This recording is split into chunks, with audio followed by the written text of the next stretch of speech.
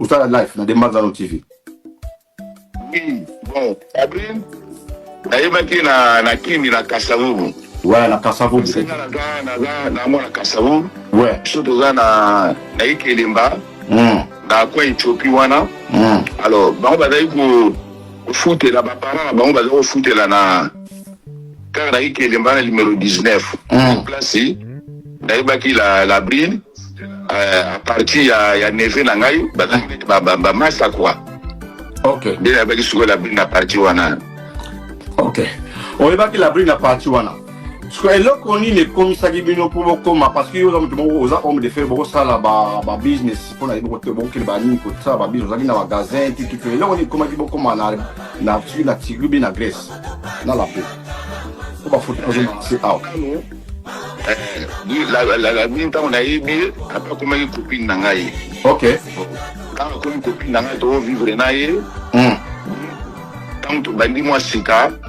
Après bisinga hôtel on est na Zaboye na commune à retard na commune à Zemi. En bon? Commune à Zemi. Tant bisinga bon commune à Zemi. Allez parce que d'ailleurs que foot là moi studio moko na bandal wana. Là non mais studio moko ya bien que. À l'état na moi la commune à Zemi bon. Na longoli suko na ba condition wana na studio na bandal na mimi suko yo. Dans ma campagne, là, c'est là que je vais dans la panne, dans ma campagne, je vais dans la petit, après, alors que pour ça, je suis banini, à l'Ingabouta, on a basé me comme si c'était 7 mois.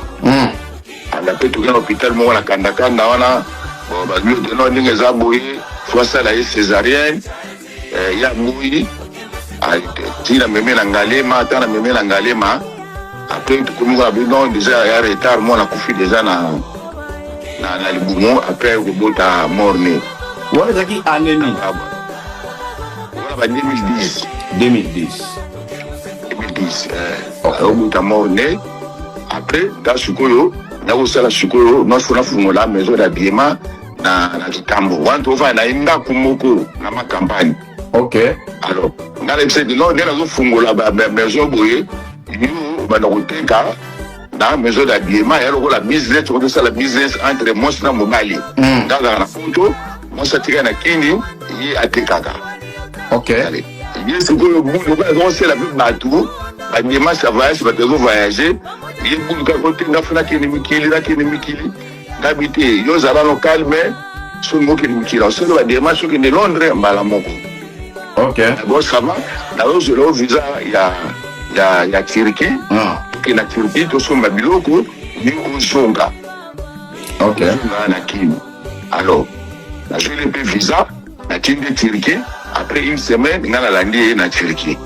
Alors, quand nous sommes la Turquie, tout son babiloko, je sais que quand on a fait la Kini, maintenant, on va à Londres. Il faut voyager direct Londres. Voyager direct Londres.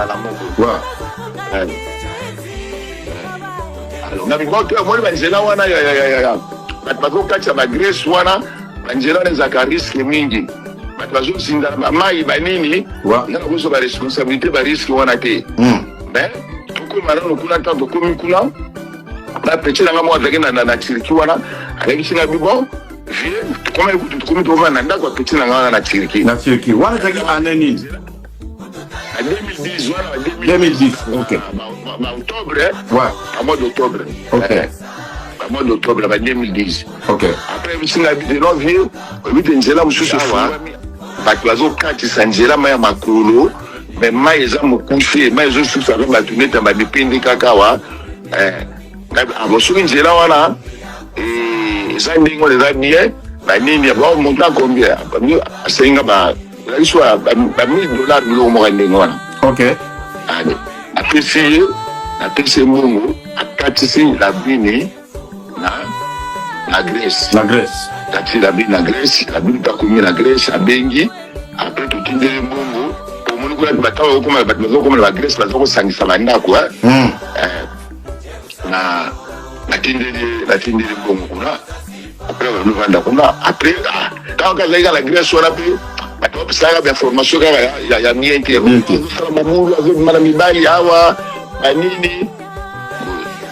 Après, on a su que la zone qui est dans le commune, il y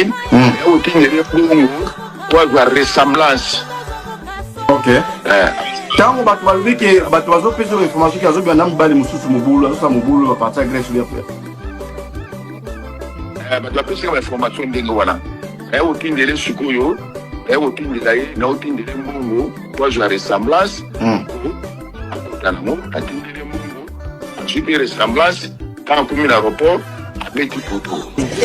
Relation ni artiste musicien congolais au bazar non ba comédien parce que le lot tout monde yo aux grand musicien congolais tout le monde na koulou tout redit ami c'est un grand musicien congolais vous pouvez marquer présence s'il vous plaît na premier jour ya matanga redit ami ya limbisanga oui mais là mokili na premier jour ya matanga ya Jani boye et puis relation ni au artiste musicien bazar non ba c'est vraiment écrit noir sur blanc et à grand caractère à solliciter la carte de séjour dans un délai de 2 mois. Pourquoi vous me dire le enfant, le bureau peut-être le préfet en Boka en c'est arrête de dire n'importe quoi.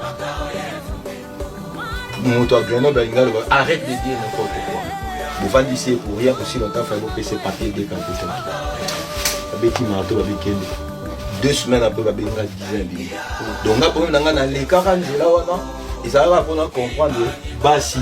Na poto baza na même langage batanga école moko et basala bato mabe bayebi ko benga na hiver bato na hiver et puis na zo chance de babwa ka ba valiste za ki ba tiki na couloir soka ya za bio na baki alors tout sur lango pour ba ne faut pas comprendre que c'est oui ta maison et ça va film moko privé na ko exposer maman ba na te na ko beta ba maison ka ti na te to beta ta quand même réalité to c'est pas méga comprendre Abigail, et perdre tout santé, et perdre tout vie, morale, ma bébé.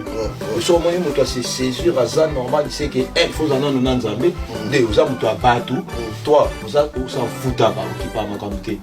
Moi, on a quand même beaucoup vivre, mais éthique à moi, bah le monde a quand tu vois, les lois et puis ça va on a un bail. Vous connaissez c'est de côté. Moi c'est quoi mon sakana te pour les gens et la plupart bana basu ba sakana mais du bal ndengana so la ni bala mo za kake mon cher to kotina moi na liboso na sacrifier moi na pesi mbongo ba te kai moi to ça ba bolo 2000 sur 3000 pesa quoi no pesa na famille na o bala oui monsieur de mbongo wana to pesa ngota na ba famille so ali mo bala ete parce que basé belé parce que basé belé moi c'est ça monter parce que basé belé pourquoi moi si à comment ça y na mutu ya moi si ndeka na choisir na ju moi na ngai na déclarer yé na bandisi ko sakana azo boule beaucoup mais so boza na ndako ba bengo bébé chaud ko matipe na mbetu tout ça genre yazo boule na yé ba biloko nakutana babiloko trop wana otambola quand même sur ba pays mususu omona mutu mususu bando bete o masolo na ye natuna bosala ndenge nini ko bovanda kawa alors c'est leur expérience na web ça parce que banoko yibisa pour basi ko tumo yibisa mo kambo zate pour na banoko yibisa banoko déjà na landa de komona TikTok avana yabo alobi banoko sikoyo avant o tiaze mi moi si fa pesa au 3500 bocha sous mi bicha chati avant Chazemi, après ça, tu as 3500 pour tu bénéficier de baba na moto botate. Tu bazo mi mabisoka na ba tribunal. Bisoka ngiyobana chantage comment oui. Et comme même que comment c'est le chantage yo mo ko buzoba.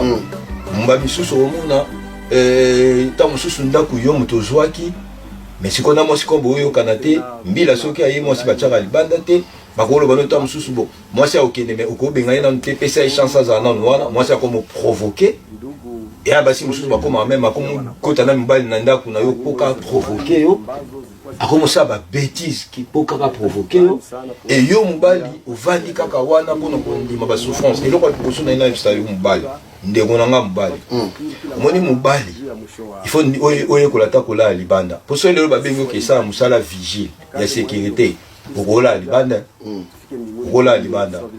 donc ngala lo barabo na préféré na la libanda que moi c'est ça kana na préféré